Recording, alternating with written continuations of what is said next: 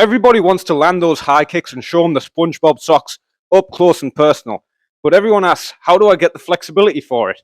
And they go about doing these secondary school PE stretches, which are awful, and all these sus partner stretches when you don't need it.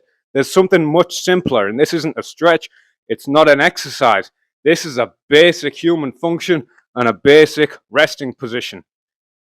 It's nothing complicated. It's just resting down in the squat. If Mother Nature was winning the battle, we'd all still be taking a gog like this. It's much more effective, actually. The sphincter isn't constricted by the puborectalis major. But that's another point. Spend a lot of time resting in this squat. If you're really struggling to do this with heels flat, put your hands onto something to hold on or rest your back against the fence.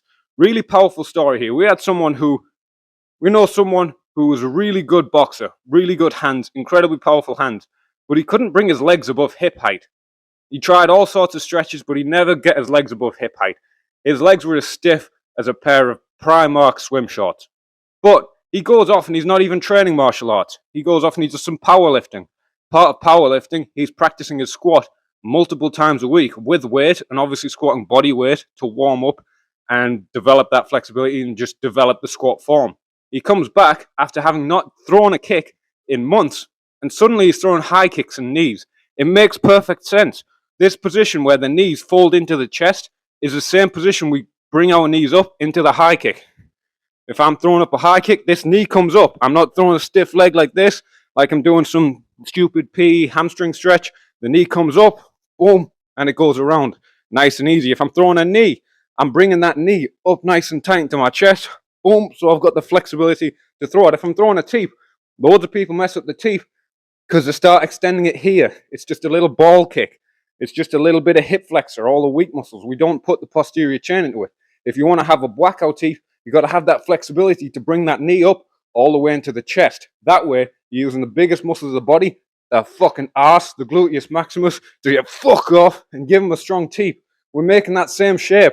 And it's such an easy thing to add into your day. You can do the old Ido Portal 30-30 squat challenge, 30 days.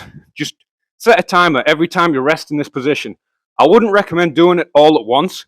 Once I was sat in this position playing Bioshock Infinite, the worst Bioshock, but I was playing it for a while and got distracted.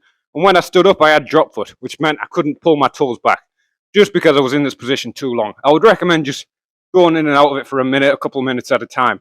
And then once you start doing that, you can get a bit groovy. You can do those Ido Portal squat clinic things, knee over, knee back. This is really good mobility and control. If you're playing butterfly guard, getting back to your feet in MMA, you can go out and back. You can start throwing it back. You can put your hands here, start stretching back. You can do extensions if you want to make sure your hamstrings are still flexible. And then you can start building up into one leg squats and what have you. But don't make it complicated. Don't do a million different sus stretches with your leg up on some partner and they're sniffing your gooch. Don't do all this BTEC PE stretching, BTEC Sports Science Level 3 extended diploma stretches.